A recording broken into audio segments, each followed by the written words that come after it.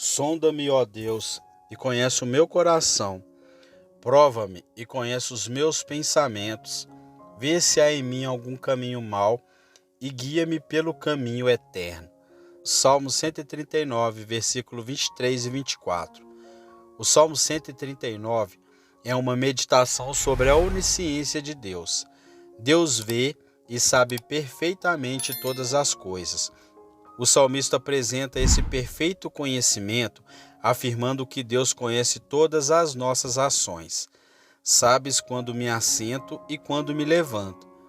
Todos os nossos pensamentos. De longe penetras os meus pensamentos.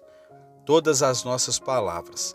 Ainda a palavra não me chegou à língua, e tu, Senhor, já a conhece toda. Depois ele ilustra a impossibilidade de fugir da presença divina. Para onde me ausentarei do teu espírito? Para onde fugirei de tua face? Se subo aos céus, lá estás. Se faço a minha cama no mais profundo abismo, lá estás também. Se tomo as asas da alvorada e me detenho nos confins dos mares, ainda lá me haverá de guiar a tua mão, e a tua destra me susterá.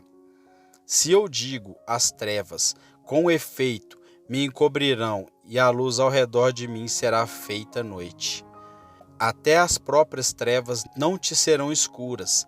As trevas e a luz são a mesma coisa. Em seguida, fala do conhecimento que Deus tinha dele, até mesmo antes do seu nascimento. Pois tu formastes o meu interior, tu me teceste no seio de minha mãe. Os meus ossos não te foram encobertos, quando no oculto fui formado e entretecido como nas profundezas da terra. Os teus olhos me viram a substância ainda informe, e no teu livro foram escritos todos os meus dias, cada um deles escritos e determinado, quando nenhum deles ainda havia. Depois disso, o salmista observa o que deve ser inferido como uma consequência necessária da onisciência de Deus. Tomará, ó Deus, desses cabo do perverso? Finalmente, o salmista faz uma aplicação prática da sua meditação sobre a onisciência de Deus. Ele implora para que Deus o sonde e o examine e veja se há nele algum caminho mau e que o guie pelo caminho eterno.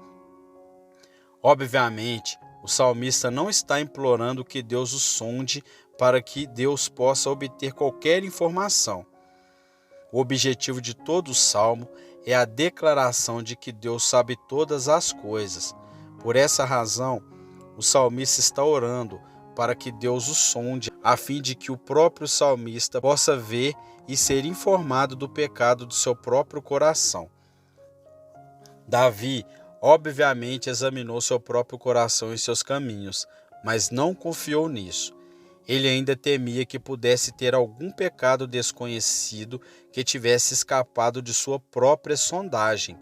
Então pediu para que Deus o examinasse. Em outro lugar, Davi escreveu: quem é que possa discernir as próprias faltas? Absolva-me das que me são ocultas. Salmo capítulo 19, versículo 12. Quando disse faltas ocultas, ele quis dizer que elas lhe eram secretas, aqueles pecados que ele tinha, mas não era consciente deles. Todos nós deveríamos nos preocupar em saber se vivemos com algum tipo de pecado que até nós mesmos desconhecemos, se alimentamos algum desejo secreto ou negligenciamos algum dever espiritual. Nossos pecados escondidos são tão ofensivos a Deus e o desonram tanto quanto os conhecidos, evidentes e os notórios. Desde que somos tendentes ao pecado e o nosso coração está cheio deles, devemos tomar um cuidado especial para evitar aqueles que são insolentes, involuntários e cometidos na ignorância. Por que as pessoas vivem no pecado sem saber? Nosso problema em reconhecer se há em nós algum caminho mau não é por falta da luz externa. Certamente Deus não falhou em nos dizer clara e abundantemente quais são os maus caminhos. Ele nos deu mandamento mais do que suficiente que mostra o que deveríamos e o que não deveríamos fazer. E eles estão claramente colocados diante de nós na sua palavra. Então, nossa dificuldade em conhecer nosso próprio coração não é pelo fato de nos faltarem normas adequadas. Como é possível as pessoas viverem de maneira que desagradam a Deus e, no entanto, parecerem completamente insensíveis a isso e seguirem em frente totalmente esquecidas de seus pecados? Diversos fatores contribuem para essa tendência maligna da humanidade. O coração humano é cheio de pecado e corrupção, e a corrupção tem um efeito espiritual de cegueira. O pecado sempre carrega um grau de obscuridade. Quanto mais ele prevalece, mais ele obscurece e ilude a mente. Ele nos cega para a realidade que está no nosso próprio coração. Assim, o problema não é, em absoluto, a falta da luz da verdade de Deus. A luz brilha suficientemente ao nosso redor, mas a falha está nos nossos olhos. Estão obscurecidos e cegos pela incapacidade mortal que resulta do pecado. O pecado engana facilmente porque controla a vontade humana, e isso altera o julgamento. Quando a concupiscência prevalece, predispõe a mente para aprová-la. Quando o pecado influencia nossas preferências, ele parece agradável e bom. A mente é naturalmente predisposta a pensar que tudo o que é agradável é correto. Portanto, quando um desejo pecaminoso vence a vontade, também lesa o entendimento. Quanto mais a pessoa anda no pecado, provavelmente mais a sua mente será obscurecida e cega. Assim é que o pecado assume o controle das pessoas. Portanto, quando elas não estão conscientes de seu pecado, fica extremamente difícil fazê-las enxergar o erro. Afinal de contas, o mesmo desejo maligno que as levou ao pecado as cegará. Quanto mais uma pessoa raivosa consente com a malícia ou com a inveja, mais esses pecados cegarão seu entendimento para que ela os aprove. Quanto mais um homem odeia seu vizinho, mais ele tende a pensar que tem uma boa causa para odiar, e que aquele vizinho é digno de ódio, que merece ser odiado e que não é seu dever amá-lo. Quanto mais prevalecem os desejos de um homem impuro, mais doce e agradável o pecado lhe parecerá, e mais ele tenderá a pensar que não há mal nisso. Semelhantemente, quanto mais uma pessoa deseja coisas materiais, provavelmente mais pensa que é desculpável por agir assim. Dirá a si mesma que precisa de certas coisas e que não pode viver sem elas. Se são necessárias, raciocina ela, não é pecado desejá-las. E as concupiscências do coração podem assim ser justificados. Quanto mais prevalecem, mais cegam a mente e influenciam o julgamento que as aprova. Por isso, a Bíblia denomina os apetites mundanos de as concupiscências do engano. Efésios capítulo 4, versículo 22. Até pessoas piedosas podem por um tempo permanecer cegas e iludidas pela concupiscência e assim viverem de uma maneira que desagrada a Deus. A concupiscência também incita a mente carnal a inventar desculpas para as práticas do pecado. A natureza humana é muito sutil quando se trata de racionalizar o pecado. Alguns são tão devotados às suas maldades que, quando a consciência os importuna, tortura a mente a fim de encontrar argumentos que façam com que ela se cale e que os convençam de que procederam licitamente quando pecaram. O amor a si mesmo também predispõe as pessoas a desculparem o seu pecado. Elas não gostam de se condenar, são naturalmente preconceituosas em seu próprio favor, procuram bons nomes para denominar suas tendências pecaminosas. Elas as transformaram em virtudes, ou no mínimo em tendências inocentes. Rotulam a avareza de prudência, ou então chamam a ganância de negócio inteligente. Quando se alegram com as calamidades do próximo, fingem que é porque esperam que isso trará algum bem à pessoa. Se bebem muito, é porque sua constituição física exige. Se caluniam ou falam do vizinho, afirmaram ser zelosos quanto ao pecado. Se entram numa discussão, dizem ter uma consciência obstinada e consideram sua discórdia mesquinha uma questão de princípios, e assim encontram bons nomes para todas as formas do mal. As pessoas têm a tendência de adaptar os seus princípios à sua prática, e não o contrário. Além de permitir que seu comportamento se conforme com a consciência, despenderão uma energia tremenda tentando fazer com que sua consciência se adapte ao seu comportamento. Como o pecado é tão enganoso e como temos muito pecado no coração, é difícil julgar nossos próprios caminhos com justiça. Por causa disso, deveríamos fazer um autoexame diligente e nos preocupar em descobrir se há em nós algum caminho mau. Tende cuidado, irmãos. Jamais aconteça haver em qualquer de vós perverso coração de incredulidade que vos afaste do Deus vivo. Pelo contrário, exortai-vos mutuamente cada dia, durante o tempo que se chama hoje, a fim de que nenhum de vós seja endurecido pelo engano do pecado. Hebreus capítulo 3, versículo 12 e 13.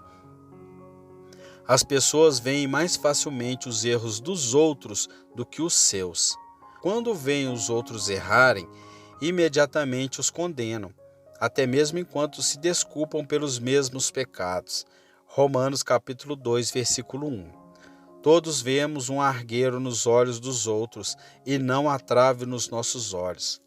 Todo o caminho do homem é reto aos próprios olhos. Provérbios capítulo 21, versículo 2. Enganoso é o coração mais do que todas as coisas, e desesperadamente corrupto. Quem o conhecerá? Jeremias capítulo 17, versículo 9. Não podemos confiar em nosso coração nessa questão. Em vez disso, devemos nos vigiar, interrogar nosso coração cuidadosamente e pedir a Deus que nos sonde completamente. O que confia no seu próprio coração é insensato. Provérbios, capítulo 28, versículo 26. A sutileza de Satanás. O demônio trabalha corpo a corpo com as nossas paixões enganosas. Ele labuta para tornar-nos cegos a nossas faltas. Continuamente se esforça para nos levar ao pecado. E então trabalha com a nossa mente carnal, nos bajulando com a ideia de que somos melhores do que realmente somos. Assim, ele cega a consciência. É o príncipe das trevas. Cegar e enganar tem sido seu trabalho desde os nossos primeiros pais. Algumas pessoas se esquecem dos pecados que lhes são habituais.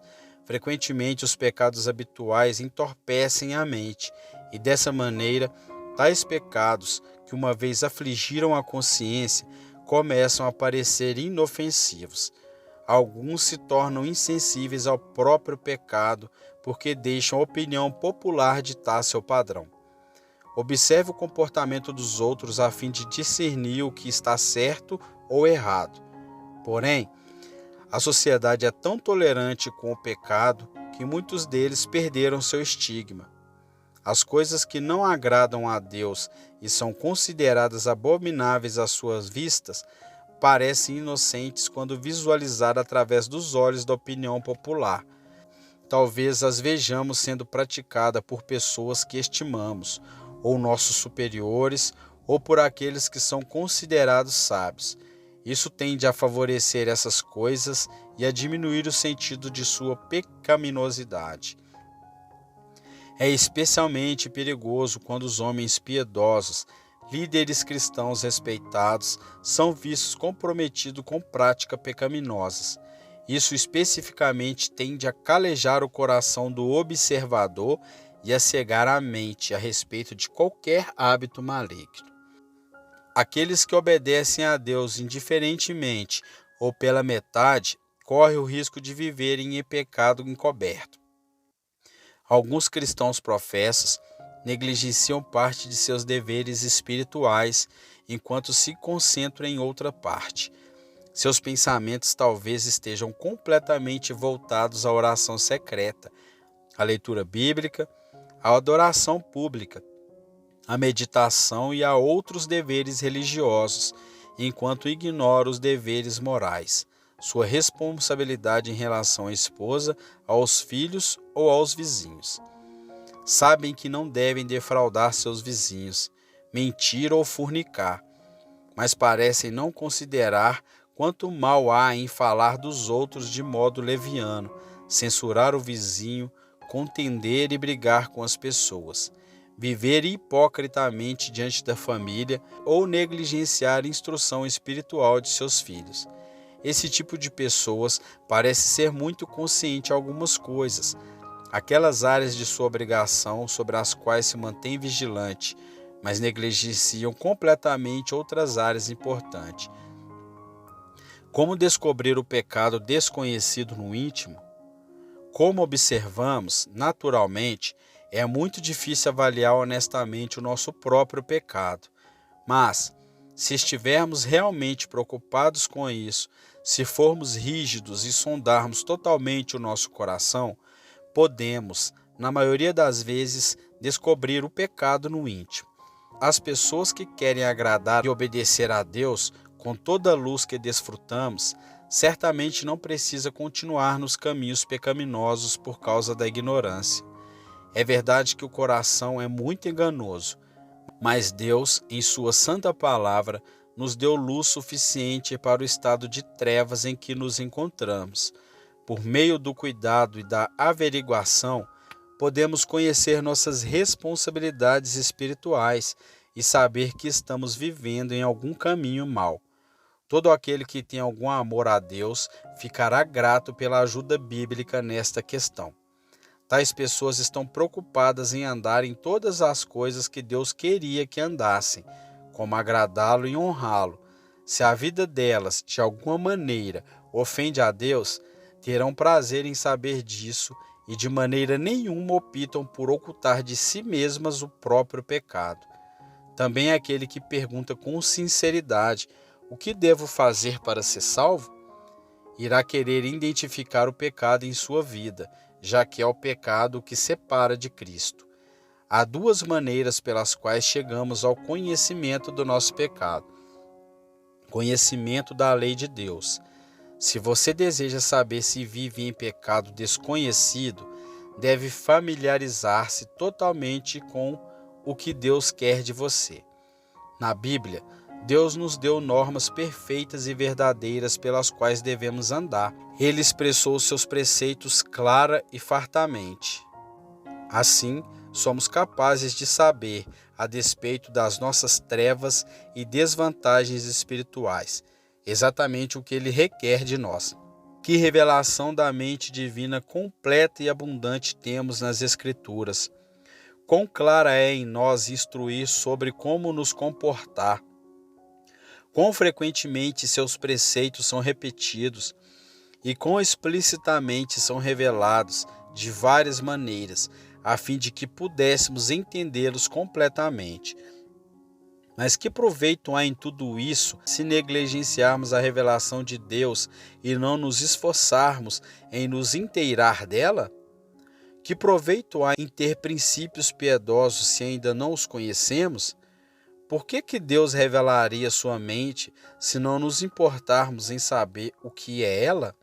No entanto, a única maneira pela qual podemos saber se estamos pecando é conhecendo sua lei moral. Pela lei vem o pleno conhecimento do pecado. Romanos capítulo 3, versículo 20. Entretanto, se não queremos continuar desagradando a Deus, devemos estudar diligentemente os princípios do certo e do errado que ele revelou. Devemos ler e pesquisar muito mais as Santas Escrituras, e devemos fazer isso com a intenção de conhecer todo o nosso dever. Assim, a palavra de Deus pode ser lâmpada para os nossos pés e luz para os nossos caminhos. Salmos capítulo 119, versículo 105. E assim sendo, está claro que a maior parte das pessoas é muito mais culpada simplesmente por causa da sua negligência aos deveres espirituais. Antes de tudo, são culpáveis porque desprezam a palavra de Deus e outras fontes que poderiam informá-las. Agem como se o estudo fosse somente um trabalho dos pastores. Tal ignorância é frequentemente uma negligência proposital e deliberada. Se não são conscientes do que Deus quer delas, é sua própria falta. Elas têm oportunidade suficiente para saber e poderiam saber se o quisessem. Além disso, se esforçam para ter outros tipos de conhecimento. São bem treinadas em qualquer interesse mundano que lhes agradam. Aprendem qualquer coisa que seja necessário para ganhar a vida no mundo. Porém, não gastam nenhuma energia para buscar o que conta para a eternidade. O autoconhecimento. Segundo, se você deseja saber se está odiando o seu pecado secreto, deve examinar a si mesmo. Compare sua vida com a lei de Deus e veja se você se conforma com o padrão divino. Este é o caminho primário que devemos tomar para descobrir nosso próprio caráter. Esta é uma diferença importante entre o ser humano e os animais irracionais.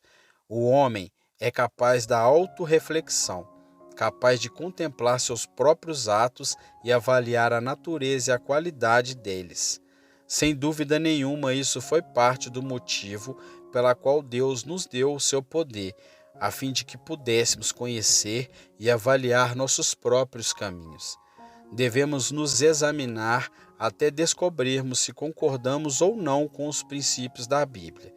Isso requer a máxima atenção, a fim de não omitir os nossos próprios erros ou não permitir que nenhum caminho mau se esconda de maneira dissimulada. Como examinar a si mesmos?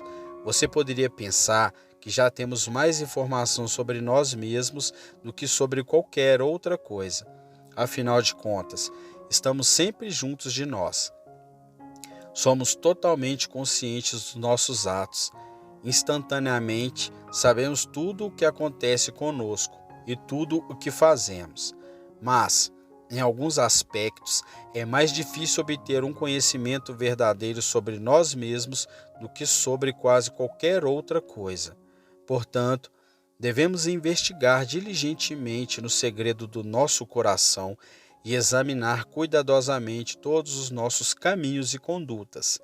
Aqui estão algumas diretrizes para ajudar neste processo. Sempre una a autorreflexão com a leitura e ouvir a palavra de Deus. Quando você ler a Bíblia ou ouvir sermões, reflita e compare os seus caminhos com o que você leu ou ouviu. Pondere que a harmonia ou desarmonia existe entre a palavra e os seus caminhos.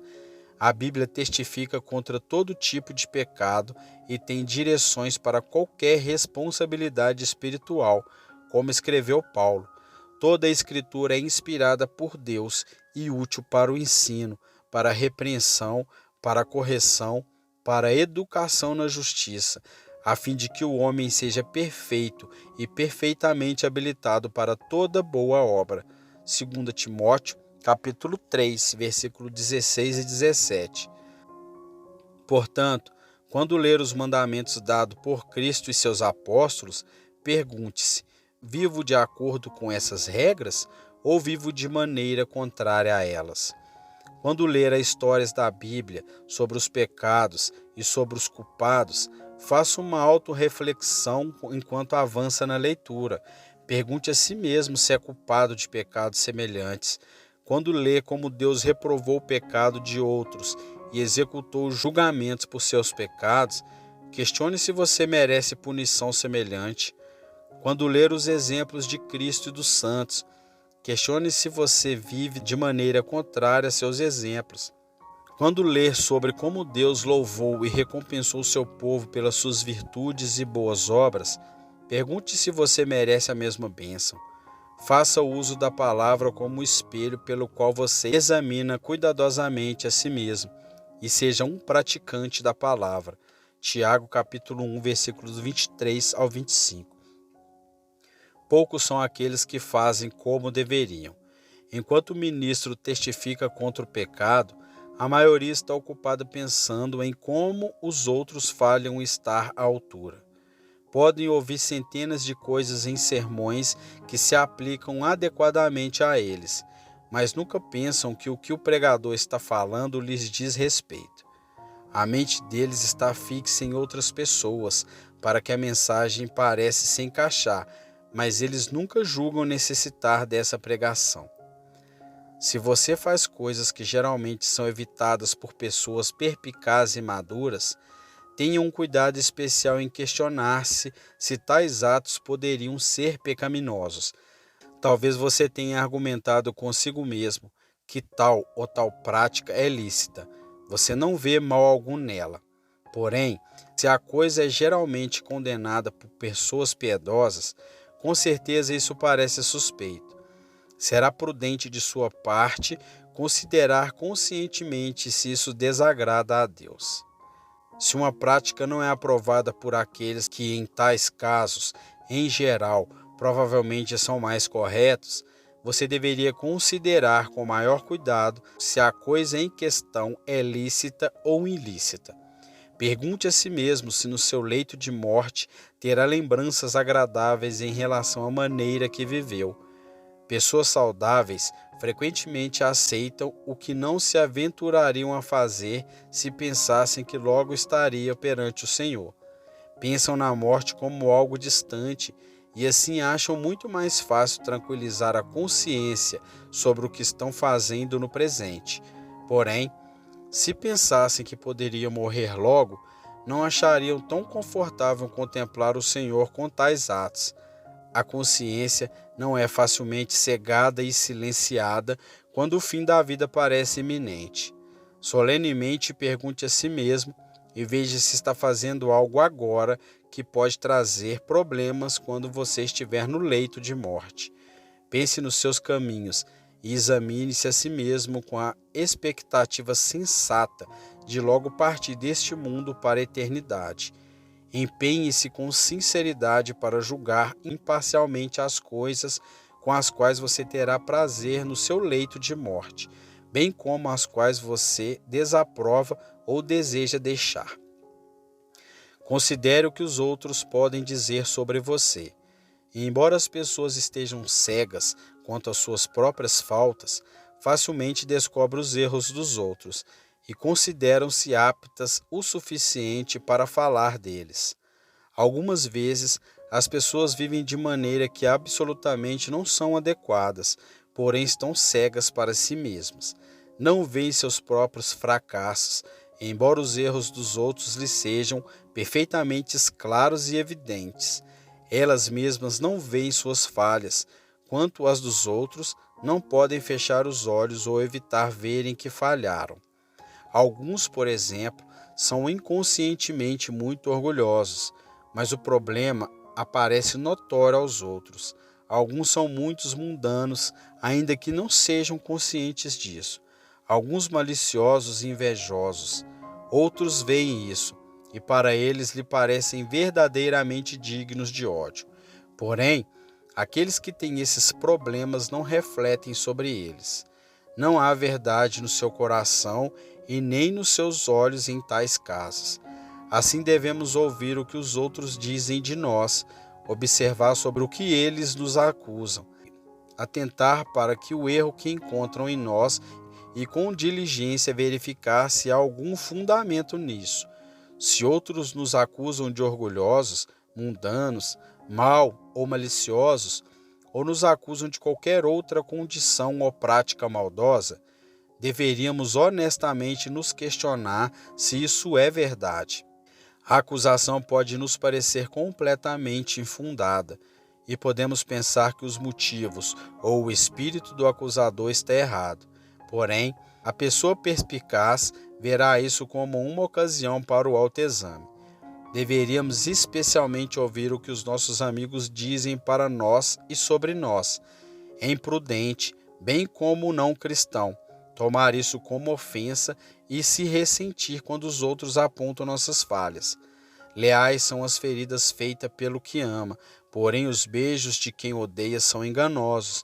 Provérbios 27, versículo 6. Deveríamos nos alegrar que nossas máculas foram identificadas, mas também deveríamos atentar para as coisas sobre as quais os nossos inimigos nos acusam. Se eles nos difamam e nos insultam descaradamente, até mesmo com uma atitude incorreta, deveríamos considerar isso como um motivo para uma reflexão no íntimo e nos perguntar se há alguma verdade no que está sendo dito. Mesmo se o que for dito é revelado de modo reprovável e injurioso, ainda pode ser que haja alguma verdade nisso.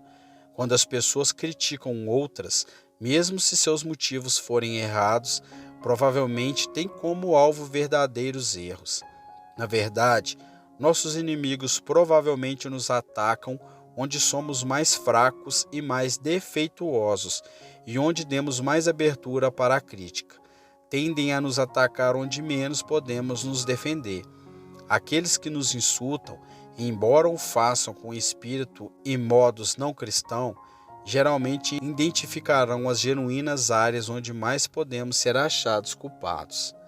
Assim, quando ouvirmos outros falando de nós nas nossas costas, não importa o espírito de crítica, a resposta certa é a autorreflexão e uma avaliação quanto à verdade da culpa em relação aos erros de que nos acusam. Com certeza, essa resposta é mais piedosa do que ficar furioso, revidar ou desprezá-lo por terem falado maldosamente. Desse modo, talvez, tiremos o bem do mal. E esta é a maneira mais certa de derrotar o plano dos nossos inimigos, que nos injuriam e caluniam. Eles fazem isso com motivação errada, querendo nos injuriar. Mas dessa maneira, converteremos isso em nosso próprio favor. Se você vive num caminho mau, provavelmente essa seja a razão de seus medos. O pecado deixa a sua cabeça sensual e mundana e, portanto, o impede de desfrutar de uma alegria celestial. O pecado diminui a graça e impede o desfrute das antecipações do conforto celestial que, de outra maneira, você desfrutaria. O pecado impede o sentimento da presença e do favor divinos. Sem isso, não é de espantar que você não veja a morte diante de si sem temor. Não permaneça em qualquer tipo de pecado. Se ao ler este livro você percebeu que vive em um tipo de pecado, considere que de agora em diante, se viver da mesma maneira, estará vivendo com um pecado conhecido. Se era ou não conhecido no passado, você talvez tenha vivido assim inadvertidamente. Mas agora que é consciente dele, se continuar nele, seu pecado não será um pecado da ignorância, mas você se mostrará como um dos que vivem intencionalmente em caminhos de pecados conhecidos.